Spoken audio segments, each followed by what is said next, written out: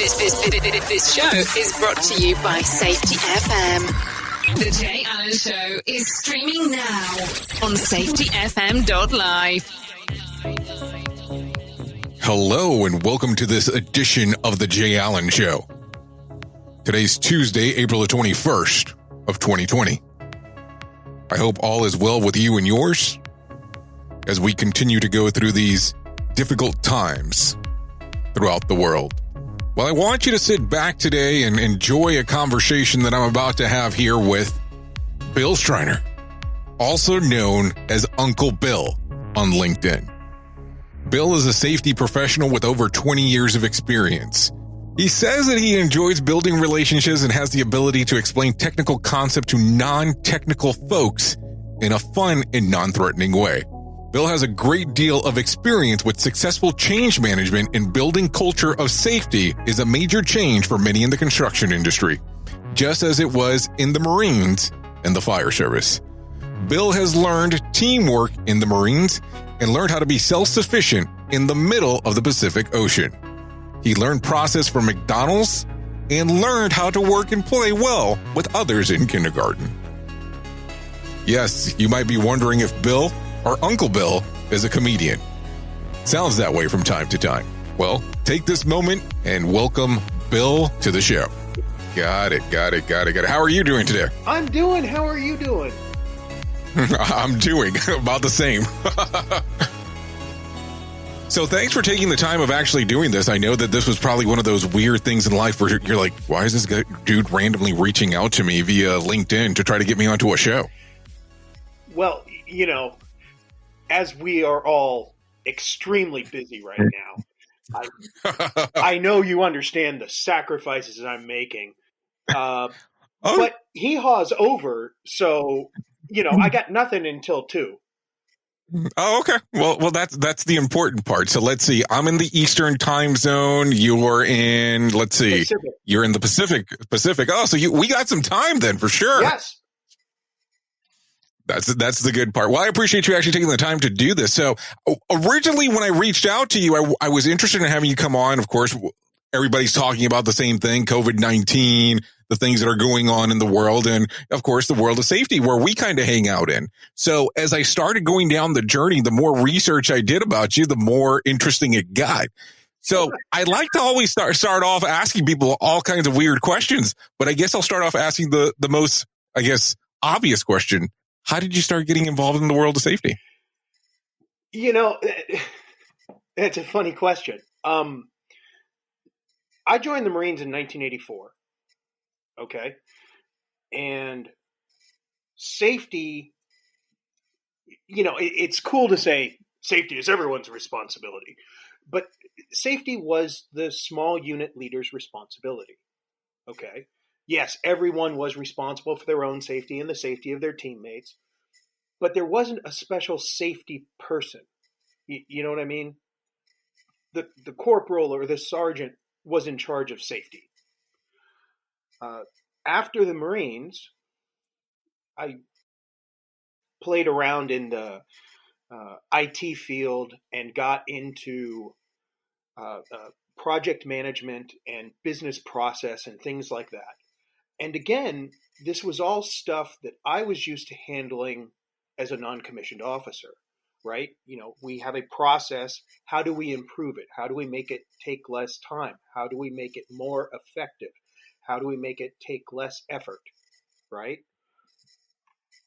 So it was kind of weird. I kept going back in my mind towards what I had learned and finding it to be useful, right? What my mentors had taught me.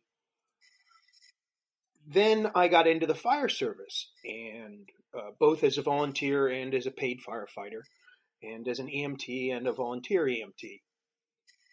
And I enjoyed the heck out of that. I got to help people, but it got old very quickly because you never got to prevent the problem.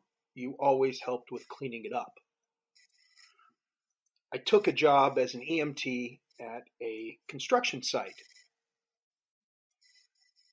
And for the first time, I'm working with people whose title is safety. And they're explaining all this stuff to me. And it sounds like, well, wait a minute. Why is this a job? Why are there special safety people? It didn't make any sense to me from my perspective. But I thought, gosh, here's something I could make a difference at, right?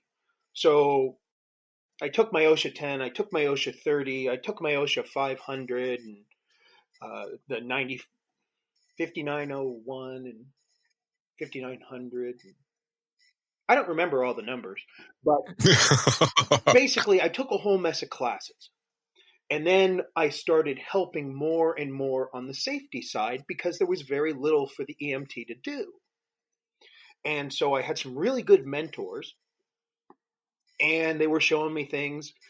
And all the things they thought were bad that safety people sometimes do, like, running in and saying, everyone stop, you're all horrible people, and I'm going to issue you citations. These were all things that I had learned in the Marine Corps and in the fire service. These are not good ideas, right? You want to come in and you want to say, hey, how's it going? What are we doing?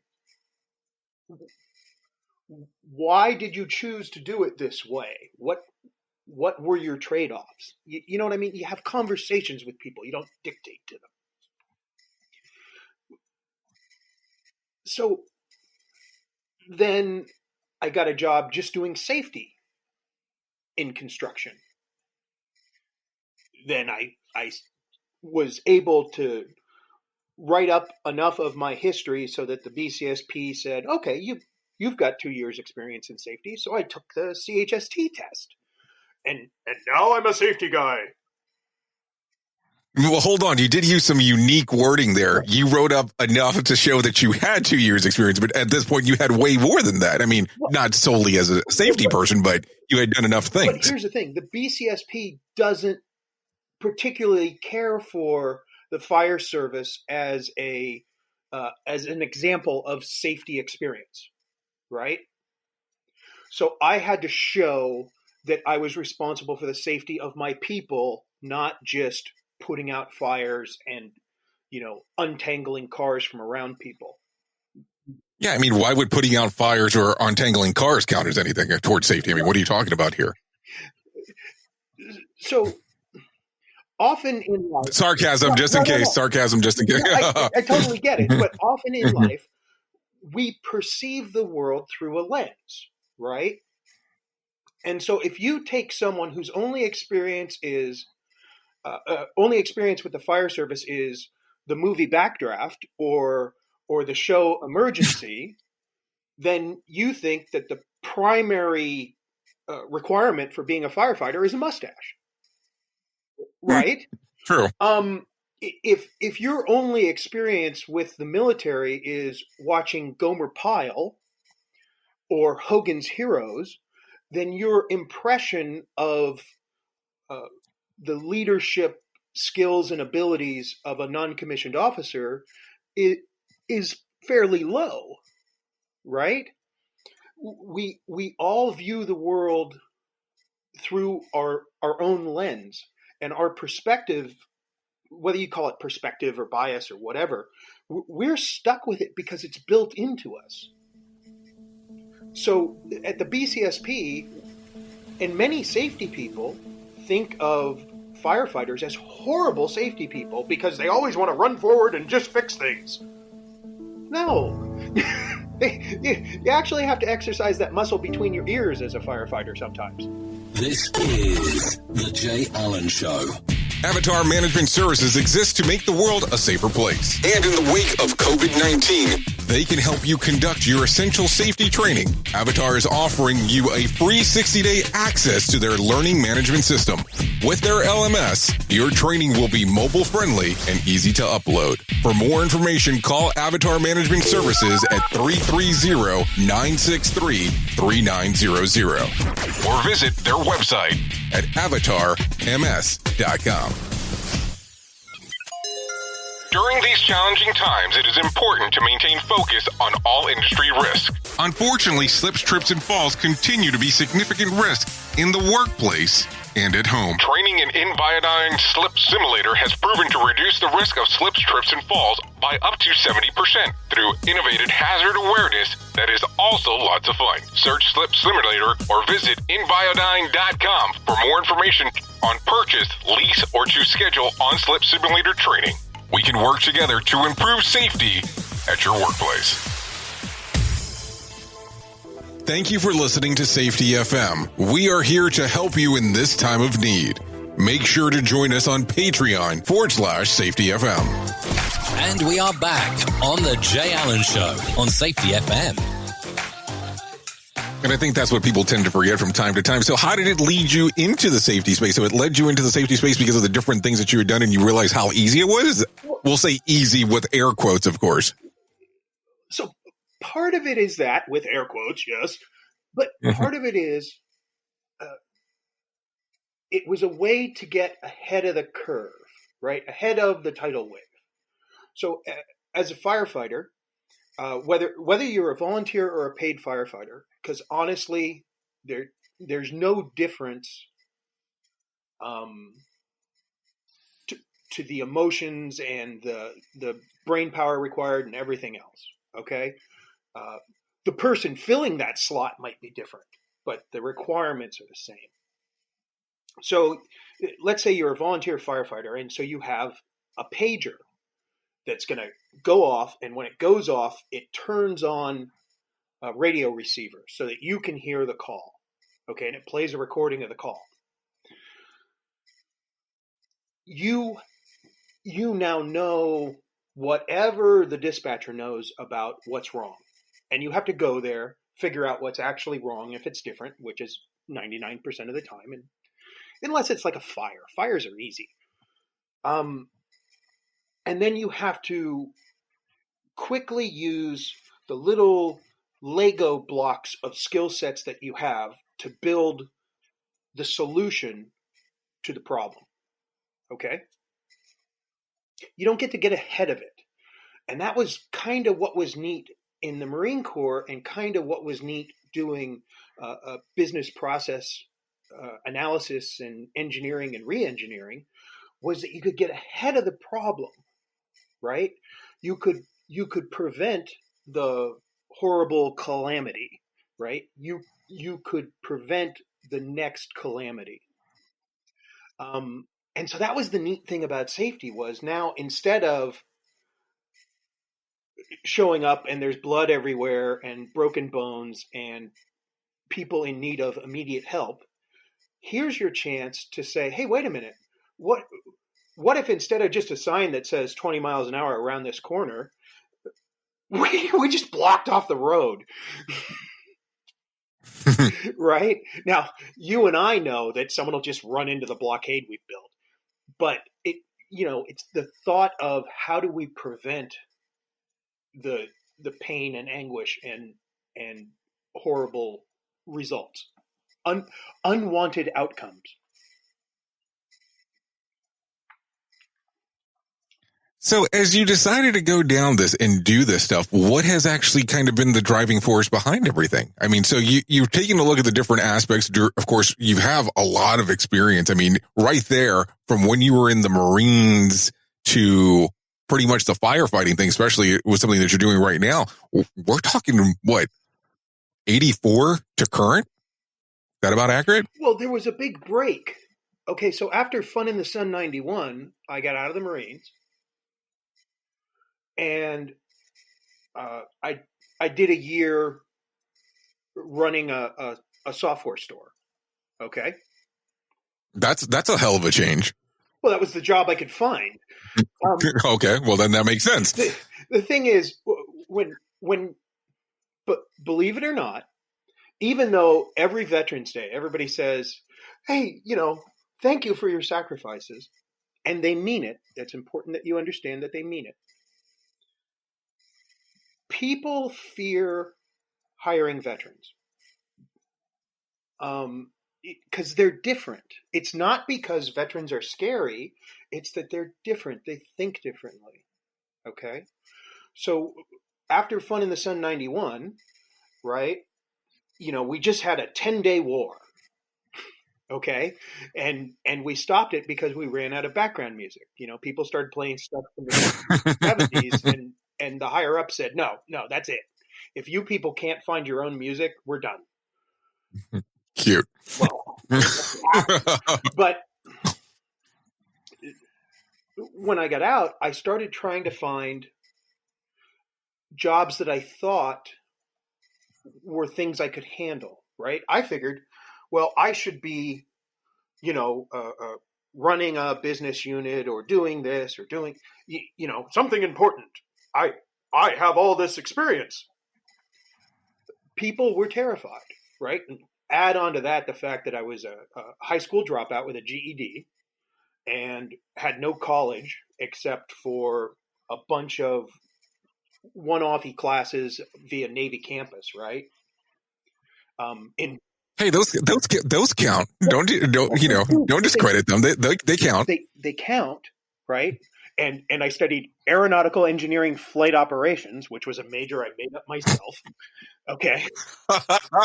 But it doesn't equal a degree, right? Mm-hmm. And especially in the 90s, and even today, people look at that degree and they say, okay, you're qualified to start at the bottom. And if you don't have that degree, you're not qualified to even start at the bottom. So after a month of living in what used to be my old bedroom at my parents' house, which was now my mother's office for her tax business, I decided I just need a job so I can make money, so I can have an apartment, right? So I went and I took a part-time job selling at, here's a blast from the past, Egghead Software. Nice. Within 30 days, I was the assistant manager of the store because nobody who was working there wanted anything out of their job there but the discount on software and hardware. So let me kind of go a little bit further down then, if you don't mind. And I know that a few days ago I asked you this before we kind of got on, and I normally don't try to get any information ahead of time just on purpose. And when I asked you, how did you come up with the character of Uncle Bill? You told me that is not a character. Now I've seen the videos online, and I mean, if I would have said that they're very character driven, but you told me no, that is pretty much a term of endearment that you got when you were in the military. Well, so how did this come about that you decided to start going, let's post some of this stuff online? It was more the fire service. Okay. I wasn't old enough to be Uncle Bill when I was in the Marines. Okay. So I have this, whether you call it a blessing or a curse, inconsistencies flash out at me, right? Or what I perceive as inconsistencies. So they're not necessarily inconsistent. It's just what I see as being inconsistent. Okay. And one of the inconsistencies that has really been bugging me is kind of this bias that I perceive in the safety community. Okay, not the folks outside the safety community, but within the safety community. And so I was looking for ways to express that, right? So I'm going to express a new idea to people, and I want them to actually listen instead of getting turned off by it. So I decided to try and be a little fun about it, right? And I talk to them like I would talk to people on a construction site, or people in a firehouse, or people in a squad bay, right? It's just honest and genuine, and a little bit of humor mixed in because you've got a captive audience, and so it's easy, right? And so this is how I would communicate with people in the fire service, in the military, in construction safety, in industrial safety, So I just brought that to the screen, basically, because I had nowhere else to bring it, right? You know, you can only have so many safety interventions with your cat. This is the Jay Allen Show. Uncertainty and the unexpected are uncomfortable. And even though we are in the sea of it, you don't need to feel adrift. At Be Highly Reliable, we are all about strategies to better navigate the unknown and more efficiently recognize and respond to the unexpected. While our major focus has been healthcare, we love to teach anyone performing high-risk work the powerful, proven, and universal strategies of highly reliable organizations. If you love training that's fast, fun, and immediately actionable, connect with us at BeHighlyReliable.com. We love to make new friends. Unlimited Safety Solution is your one-stop shop for everything safety and leadership. Our motto is, we don't think outside of the box because we're never in it. We are headquartered in Washington State, but can facilitate your needs anywhere in the U.S. as well as Canada.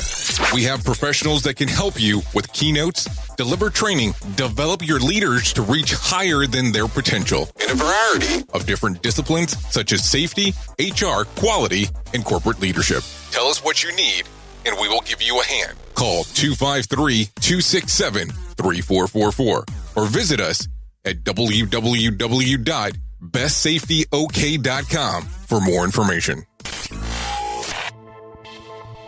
Thank you for listening to Safety FM. We are here to help you in this time of need. Make sure to join us on Patreon/Safety FM.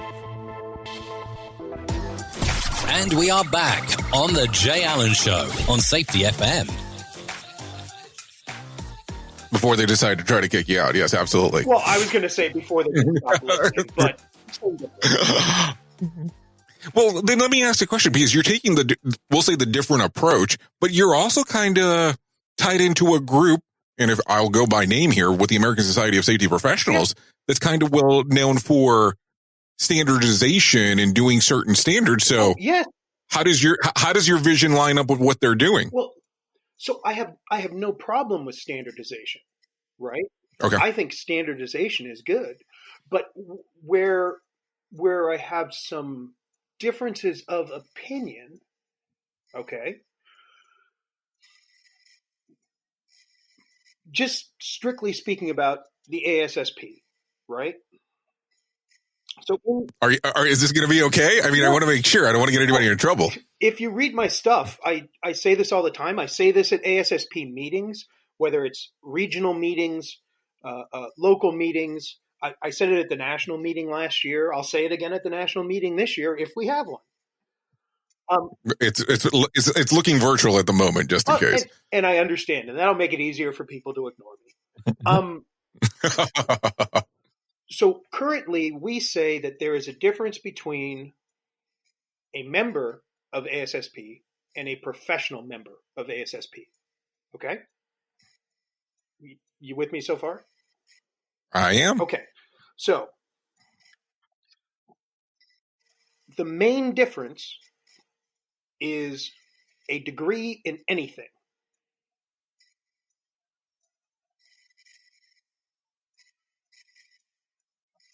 Okay, that's a pregnant pause. Well, I understand. I was waiting for feedback. See, I'm used to conversations in person, so I can't see your facial expressions. So I know that's why I love radio and podcasting so much. Understand.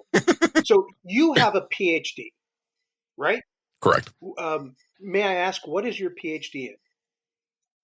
Industrial and organizational psychology. Okay. Now, to my mind, that is something that could be very useful to a safety professional. Okay. What if your PhD was in animal husbandry? I would definitely be taking a different approach to life at the moment. Well, now here's the thing.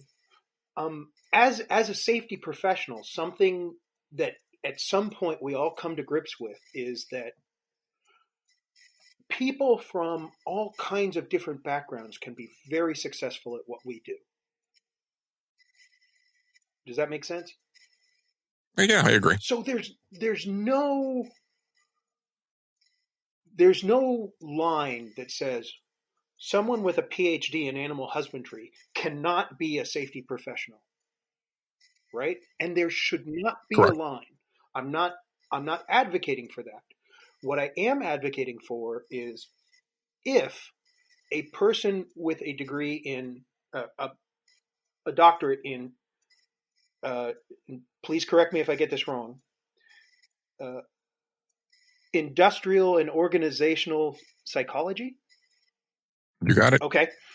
And a person with a PhD in history of the American musical, if both these people are qualified to be professional members, then why wouldn't someone with 30 years experience in industry or 30 years experience in the Marine Corps or 30 years experience in the fire service? I'm not saying that someone. So let me ask the question there. Is that something that's enforced by the ASSP or is it enforced by the BCSP? Which one's actually making that determination? Now, both groups independently have rules that are very, very similar.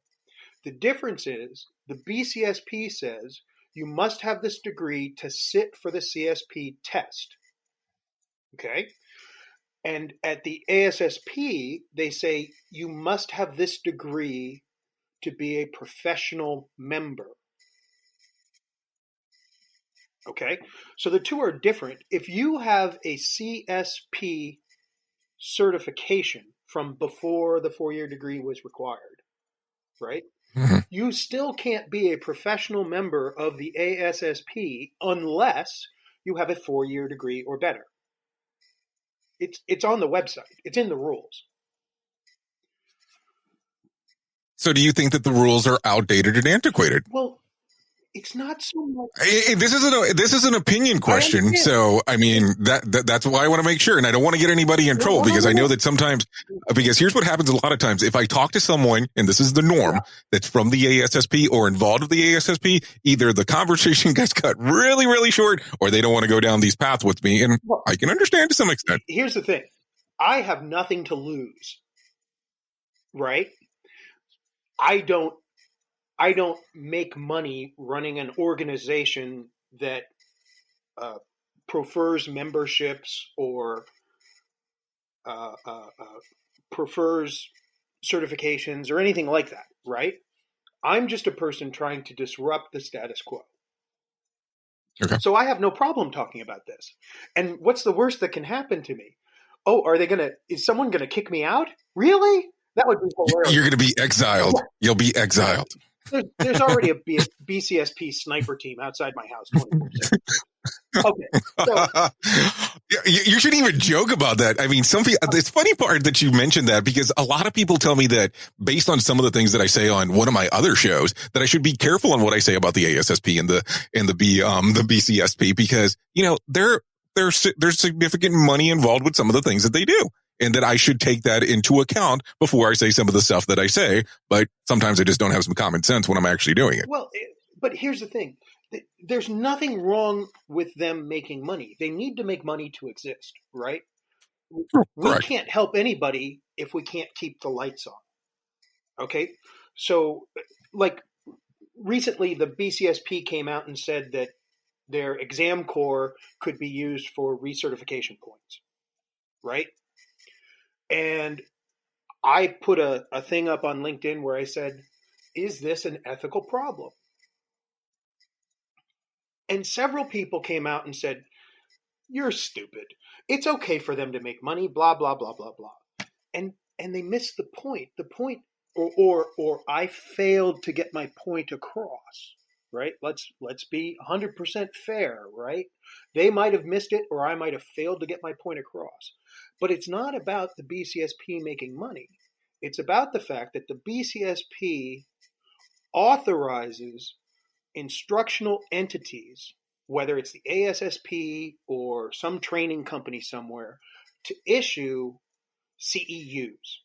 And then they turn around and they authorize themselves to issue CEUs. This is a conflict of interest. It raises ethical questions. and people were just pinning on the money, and it's like, well, why doesn't anyone understand what I'm saying about ethics? And at first I thought it's because ethics isn't taught in college. And that's not the problem. The problem is that there are so many different schools of thought on ethics. And I am stuck with my view on ethics that I was taught and that I have taught others. And other people are stuck with their view on ethics. And many people think of ethics and fiduciary responsibilities as the same. So, at any rate, back to the ASSP. If we agree that a person with a bachelor's degree in history of the American musical and a person with a bachelor's degree in theoretical physics are 100% identical when it comes to that plus 2 years experience in safety, you can sit for the BCSP, CSP test, right? ASP right. test. Then we're saying these are both valid sets of prerequisites to be a safety professional. How is that different than 30 years experience in the Marine Corps being mentored and mentoring others, or 30 years experience in the fire service, or 30 years experience in industry? And what have you been told? At the ASSP, they told me they were looking into that, and thank me for bringing it up. How many years ago? No, I'm joking. The last time I said it in public. Okay, so I said it at a ROC meeting, right? Regional Operating Conference, and I got told, okay. Wow, that is a great point. Thank you so much. And then I said it at the House of Delegates meeting, or the annual members meeting after the House of Delegates meeting in New Orleans last year. And again, everybody in the room applauded and gave me, the 8th grade nod, and several people came up and spoke to me, people in positions of authority in the organization. They didn't take you into a different room wearing a hood or anything, right? No, okay, just a second. You said people with authority. You said people with authority, pulled you aside and talked to you. I just want to make sure. No. So everyone was very positive about it, and yet there's been no change. Now, I think part of this is because,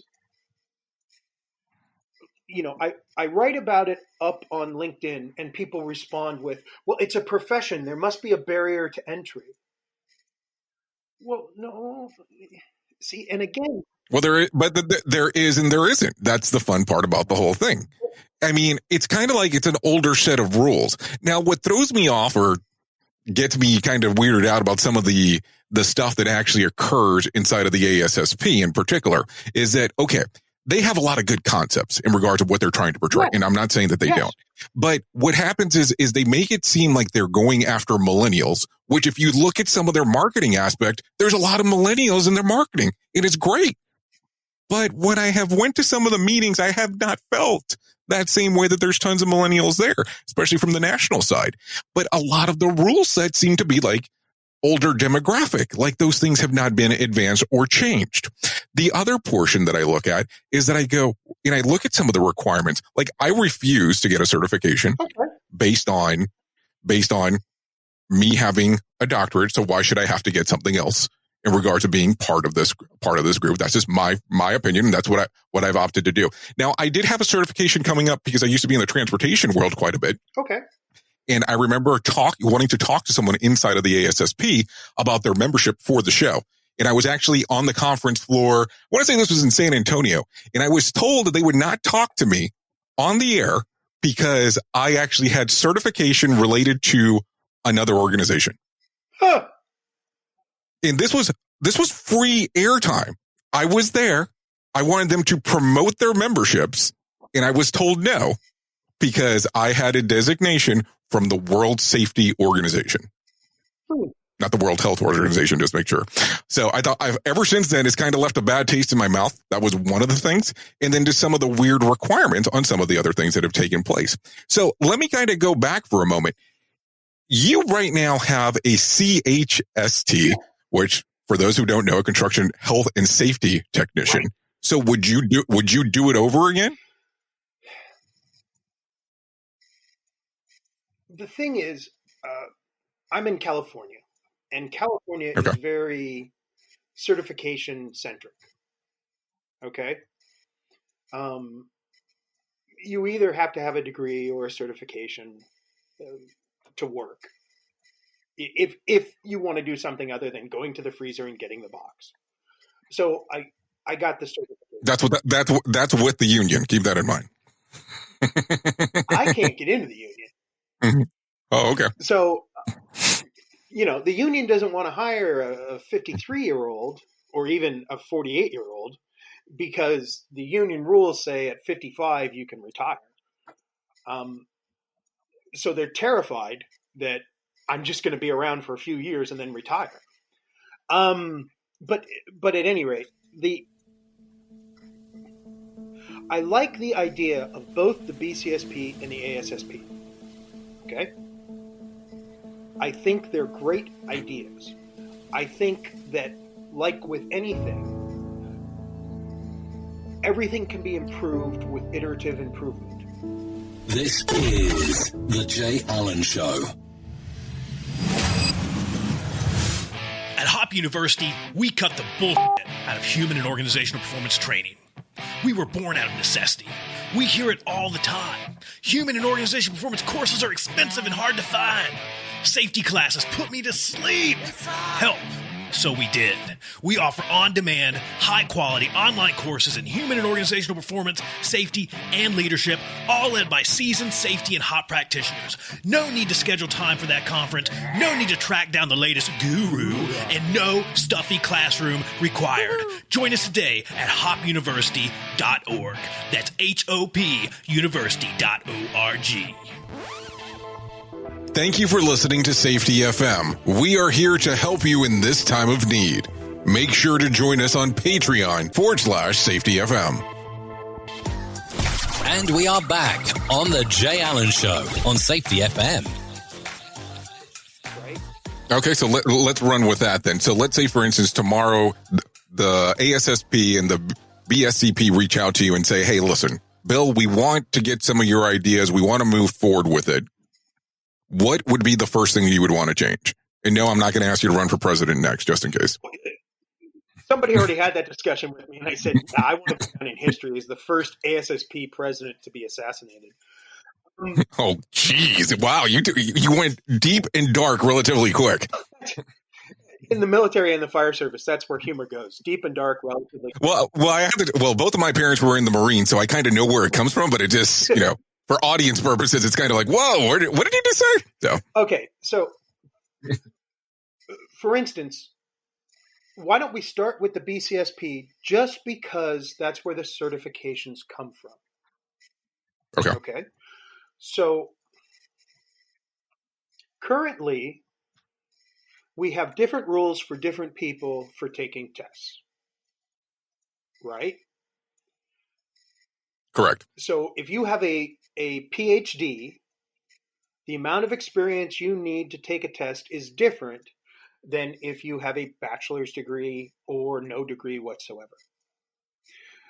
And that kind of comes out of the world of academia, right? Where your status, your title, your level of completion of education has a bearing on your status. Okay? But you know what else the world of academia has? Is they have a publish or perish rule. So why don't we? If we're going to follow the rest of what academia says, why wouldn't we do the one stringent thing that they do, which is you have to publish original thoughts and original ideas, and it has to be approved of by your peers. Okay?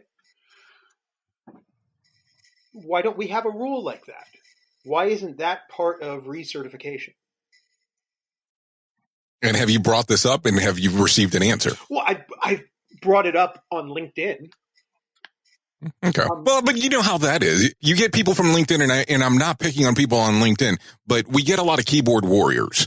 And I mean that with the best thing behind it. You have some people that agree, some people that disagree, and that's perfectly fine. But then you have some people that take these really deep dives into, I just want to argue for the sake of arguing, and then they want to type a way of, let me bring my other connections in, for we can argue with you to see if you'll actually just close it down.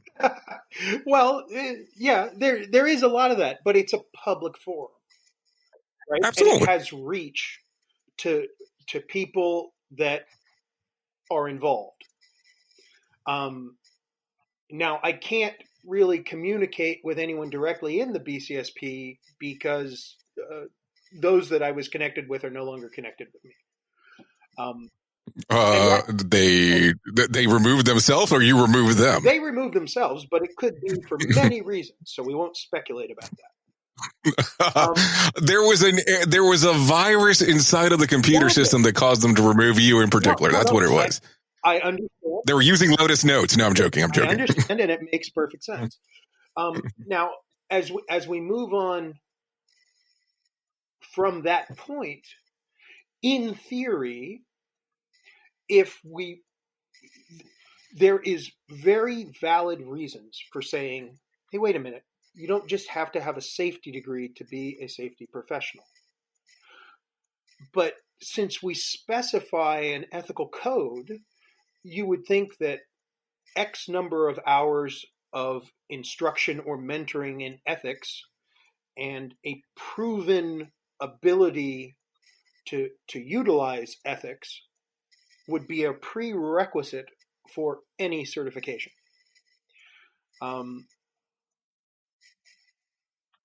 Ethical validation of ethical knowledge and abilities and traits isn't really easily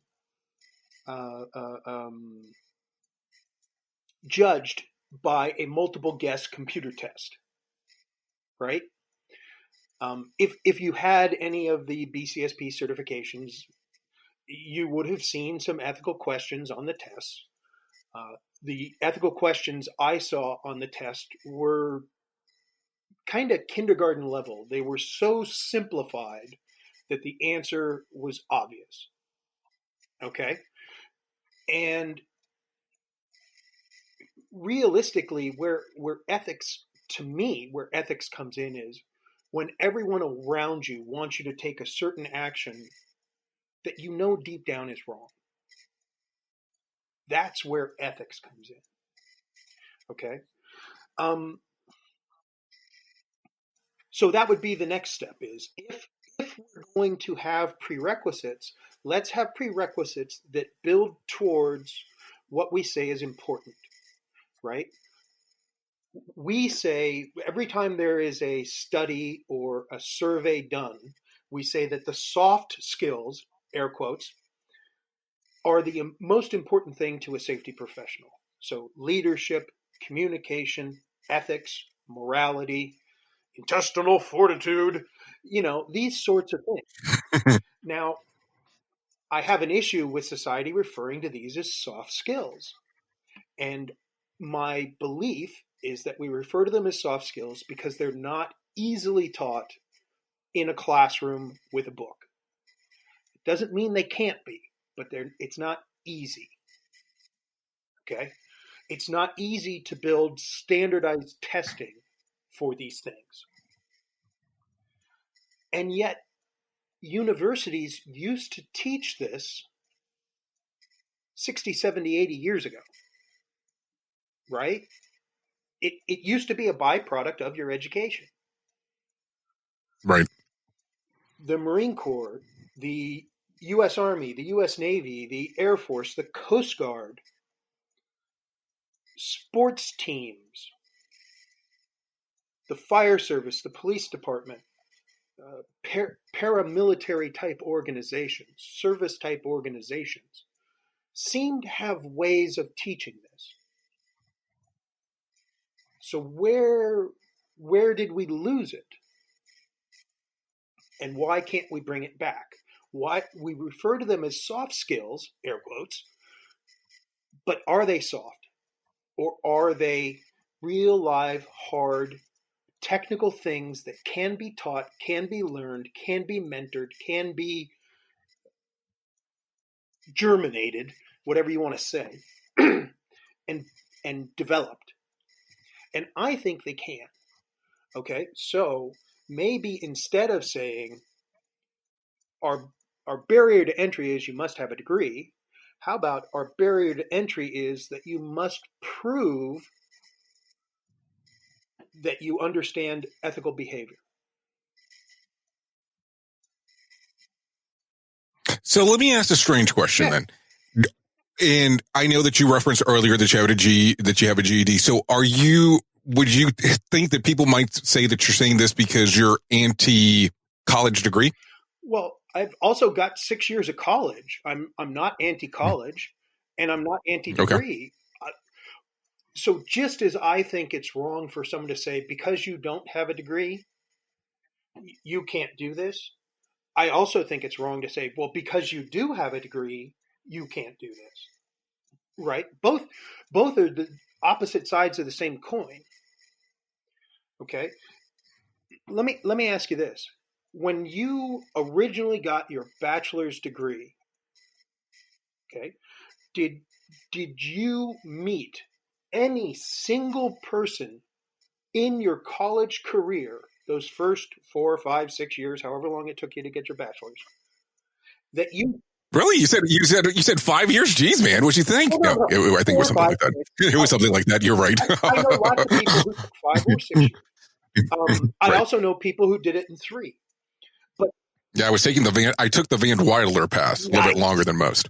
But did you meet anyone in college who you felt possibly wasn't someone you would want to trust with your car, your family, your business?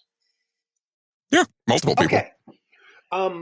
So what you get out of college is based on what you put into it, possibly. Hypothetically, it is possible to get a degree and not really learn and retain new things or new ideas or new. Agreed. So is the piece of paper, which we say is universal, right? So at the BCSP, if you have a 4-year degree in animal husbandry from a university in Wyoming that is accredited, or a 4-year degree in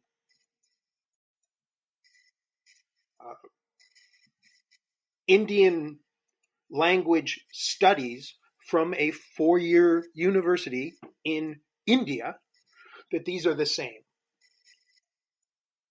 How are they the same? It's all about perspective, but you already know this. Well, it is, but what we used to do was we would make the person with the foreign degree go through a special set of hoops to prove that their degree was equivalent to the U.S. Meanwhile, in the world of education, a majority of the world is ahead of the U.S. Absolutely. Right? So it just seems odd. Why should if I got a degree in France or Germany, why should I have to prove that it's equivalent to a degree in the United States? When I was in high school, they were saying that a secondary school diploma was equal to a 4-year degree in the United States, right? A European secondary school diploma was equal to a baccalaureate degree in many subjects in the United States. Do you know how many people are upset right now that you just said that out loud? I'm sure there's tons, but here's the thing. Right. I mean, here's gonna be the funny part about this. Some of this conversation, you know that some of the groups that you're talking about, some of their higher ups are going to listen to this. And of course, they're going to be upset about the conversation being had. But this is also a conversation that needs to be had in a public forum, I believe, where the discussion is there. And let's kind of get some people to really have the conversation, opposed to let's hide behind our rules and our guidelines. And this is the stuff that we have written out and we can't change it unless there's a board vote above. Okay, let's stop with the crap. And let's kind of have some realistic conversations on what's going on there. And you keep on using the example of somebody who has 30 years experience inside of the safety industry. So why does that not count? Okay, I do not have 30 years in the Marine Corps, 30 years in the fire service, 30 years in industry. I'm not talking about something that would benefit me. I'm saying there must, if we can say that the degree in history of the American musical and the degree in sociology, psychology, or physics are identical, then there must be other things that are also identical. Okay? Right. And if one of the tenets that the BCSP and the ASSP stand behind is we want safety people to develop, we want organizations to develop innovative and realistic safety programs that are resilient and can constantly be improved.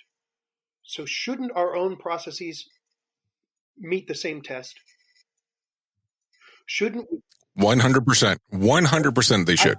Last year, I went to the OSHA working group on leading indicators. And I was very pleased to hear several high-ranking OSHA supervisors, managers, directors, vice presidents, whatever, talking about the need for organizations to not treat their workers as if safety were just a punishment, right? Boom. Boom. That's golden right there. Now, so I raised a question, right? Because I'm a loudmouth. I said, we want the business owners and the business executives to look at safety as a positive and proactive thing. And yet, we, the safety industry, meaning OSHA, meaning the insurance agencies, we treat those same business owners and those same executives as everything about safety is only punishment. Why do we expect them to grasp this higher meaning if we can't find ways to utilize the higher meaning when dealing with them?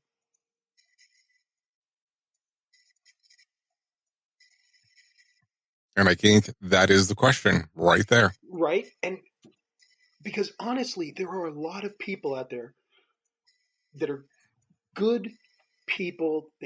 They have families, they have children, they have puppies and kittens, and they don't kick them or mutilate them, who honestly and truly believe that many of the rules and requirements that we give them are unfair. Okay? We need to address that. We can't just go about saying more safety is better safety. We're going to have more rules. We're going to have more regulations. We're going to have more requirements. Safety is better safety. I don't care how many times you say the word safety in a day. I care how many times your workers hear the word safety in a day. Does that make sense? That makes sense. And Bill, I think we're going to leave it at that. Here's what I'm going to offer to you. And of course, you tell me if you can or not. I would love to have you come back and continue this conversation. Sure. Because I think that there's more that we can dive into. But for right now, if you don't mind, tell the listeners where they can find some more information about you. And then you do reference, of course, you have the videos. I also did notice you're an author, but we didn't get into that. And so that's going to be some stuff that I want to cover as well. Understand. Yeah. So all my stuff is up on LinkedIn. Nothing's behind a firewall. You can read the Dirk Bloodbath safety professional stories up there. You can watch Uncle Bill's Safety Minute videos and Uncle Bill's, obviously, Zombie Apocalypse Minute videos. Okay, well, Bill, I do appreciate you coming on to the show. Thanks for having me. I apologize that your users wasted an hour. Nah, they didn't waste any time whatsoever. This is going to be, I'm going to tell you, this one's going to be what I say, earhole gold there. It's all perspective. Well, this brings another episode of the Jay Allen Show to an end. As we have discussed on some of the other shows on Safety FM, I would like to actually present this out there. If Jennifer McNeely, the CEO for the American Society of Safety Professionals, or Diane Stiegel, the president of the American Society of Safety Professionals, would like to come on to the show, they're more than welcome to. We would give them as much time as they want on safetyfm.com, the radio station. This would give them the ability to interact live in an unedited format on safetyfm.com and safetyfm.live. We will present you this opportunity until May the 5th of 2020. Please feel free on reaching back out to us here at Safety FM if you would like to do so. Don't worry, listeners. We'll be back with another episode of The Jay Allen Show before too long. Goodbye for now. Want more of The Jay Allen Show? Go to safetyfm.com. Thank you for listening to Safety FM. We are here to help you in this time of need. Make sure to join us on Patreon/Safety FM. The views and opinions expressed on this podcast are those of the host and its guest and do not necessarily reflect the official policy or position of the company. Examples of analysis discussed within this podcast are only examples. They should not be utilized in the real world as the only solution available, as they are based only on very limited and dated open source information. Assumptions made within this analysis are not reflective of the position of the company. No part of this podcast may be reproduced, stored in a retrieval system, or transmitted in any form or by any means, mechanical, electronic, recording, or otherwise, without prior written permission of the creator of the podcast, Jay Allen.